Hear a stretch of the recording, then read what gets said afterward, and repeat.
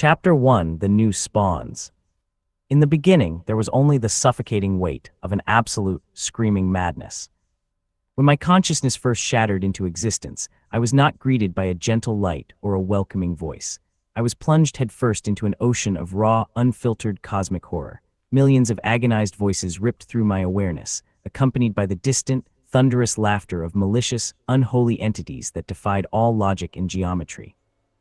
Colors that shouldn't exist burned against the fabric of my fragile mind, and a predatory hunger pressed against me from all sides, eager to tear my newborn soul into a trillion bleeding pieces.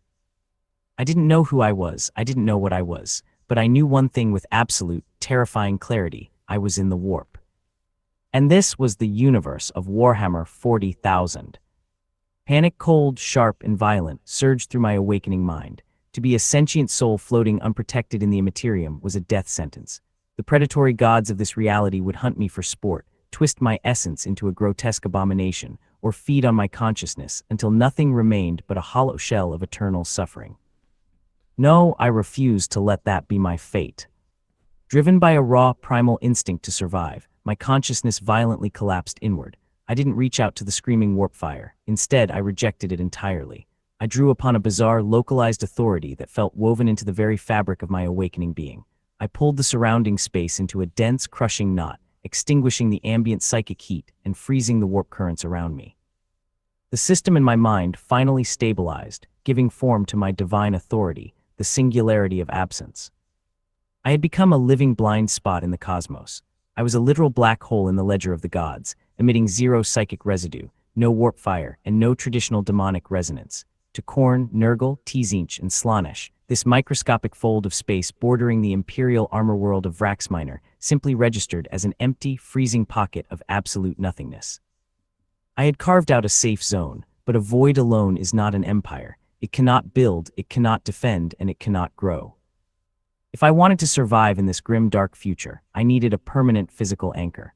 I needed to build a fortress world so psychically hidden, so structurally flawless, and so heavily fortified that the warp could never corrupt it, and the Imperium could never breach it. My goal was absolute containment, to build an untouchable, self-sustaining industrial machine city that would keep the horrors of the galaxy completely shut out. To do that, I needed a labor force. I needed minds that could build, automate, and fight, but whose souls wouldn't emit a single shred of the psychic fear or religious zeal that the dark gods fed upon. I turned my awareness away from the screaming galaxy, reaching across the dimensional veil toward a distant, mundane reality that I dimly remembered from a past life. Earth, a world entirely untouched by the horrors of the Xenos or the unholy Pantheon. A world filled with millions of humans who spent their lives sitting in front of glowing screens, craving escape, survival challenges, and the addictive thrill of the digital grind. To them, I would not manifest as a terrifying entity demanding blood sacrifices. I would manifest as an algorithm. Across thousands of online gaming forums, video sharing platforms, and underground tech subreddits on Earth, a highly targeted, unskippable advertisement began to circulate. The thumbnail was a masterpiece of viral clickbait, explicitly designed to hijack the attention of every hardcore sandbox gamer on the planet. It featured a hyper-detailed, high-resolution rendering of a stunning, ethereal empress. She was dressed in elegant, sharp silver and white military regalia, her posture radiating absolute authority. Her eyes held an unnatural, captivating lavender glow, and behind her towered a colossal, pristine iron fortress under a dark, dramatic sky. The bold, glowing purple text, plastered across the screen read, "For the Empress, pledge your loyalty to the Antherise Empire. Early access alpha test open now. Hardcore Sandbox Survival. 100% Immersive Full-Dive VR Link. Can you survive the void?" To the gaming community, it looked like a revolutionary, next-generation title from an incredibly ambitious indie studio.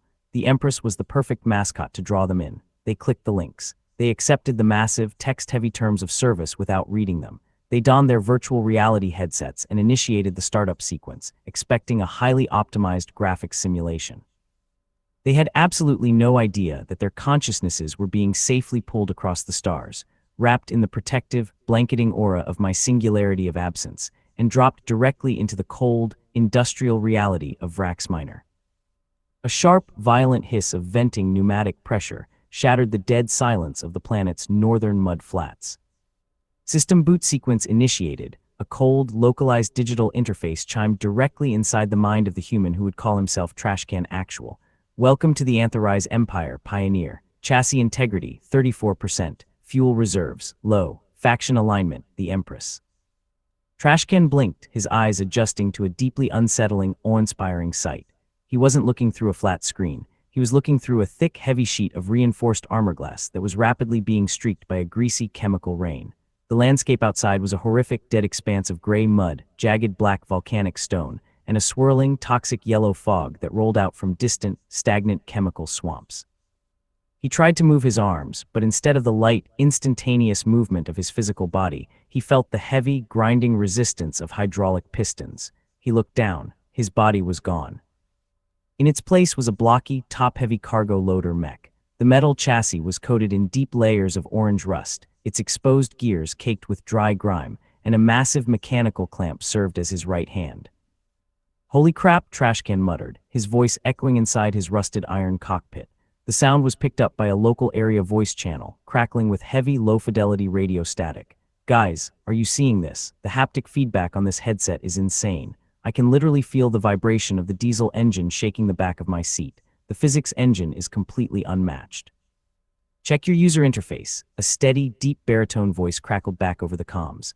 A few meters away, a much larger, boxy mining walker with a heavy hydraulic drill arm lurched forward, its massive iron foot sinking deep into the toxic mire with a sickening squelch, the nameplate hovering above the machine red ironclad. The developer notes weren't lying about the hardcore start.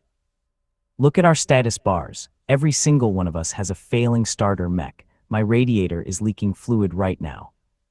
"Bro, look at the base," another voice shouted. XX Goblin King XX was piloting a light, ridiculously unstable three-legged scout walker that bounced erratically as he tested the joystick controls. "This isn't some generic fantasy castle. This place is awesome." The 50 players who had just spawned into the world turned their optical sensors toward the center of the valley. Rising from the gray mud like a jagged iron mountain was their starting base, the command citadel. To keep my presence hidden from the galaxy, I had completely avoided the traditional aesthetics of this universe. There were no skulls, no Gothic arches, no holy icons, and no unholy runes. The base was a level 1 Scrap Outpost, a brutalist, hyper-efficient block of solid, dark iron plates and reinforced concrete ramparts. It was entirely industrial, built for utility and defense. A single, massive refinery chimney rose into the gray sky, cold and silent, waiting for the resources needed to ignite it. To the players, it looked like a perfect blank slate, a massive, automated factory fortress waiting to be built up from the ground up. "The immersion is wild," Ironclad said, adjusting his calibration settings as his heavy machine stepped into the base courtyard. "Look at the quest log in the top left corner." A clean, purple text box flickered in their vision, completely formatted to look like a high-end strategy game menu. "Main campaign, sovereignty of the Antherise Empire. Current objective, secure the perimeter and establish a scrap economy. Materials stockpile, 0/10,000 units. Energy stockpile, 0/5,000 units. Base tier 1 Scrap Outpost. Current faction leader, the Empress Aura, absolute authority." "All right, boys, you heard the game," Ironclad announced, naturally taking the lead of the group. "This is a pure resource management grind. See those rusted metal girders, ruined vehicle chassis, and scrap piles scattered around the courtyard? Those are our starting resource nodes. Fire up your cutters and plasma torches. Let's start dumping materials into the refinery hopper for the Empress." With absolute enthusiasm, 50 hardcore gamers went to work. They didn't complain about the bleak, depressing weather, nor did they feel the existential dread of being stranded on a hostile world. They were laughing, coordinating through the local global chat, and mastering the clunky, heavy physics of their industrial mechs.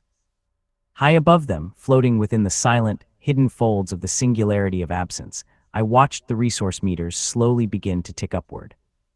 Materials, 150/10,000. Energy, 60/5,000. The players were completely invested in the simulation, their intense mechanical focus, and their genuine excitement to build an empire for the mysterious Empress flowed straight into my system, stabilizing the physical reality of the fortress.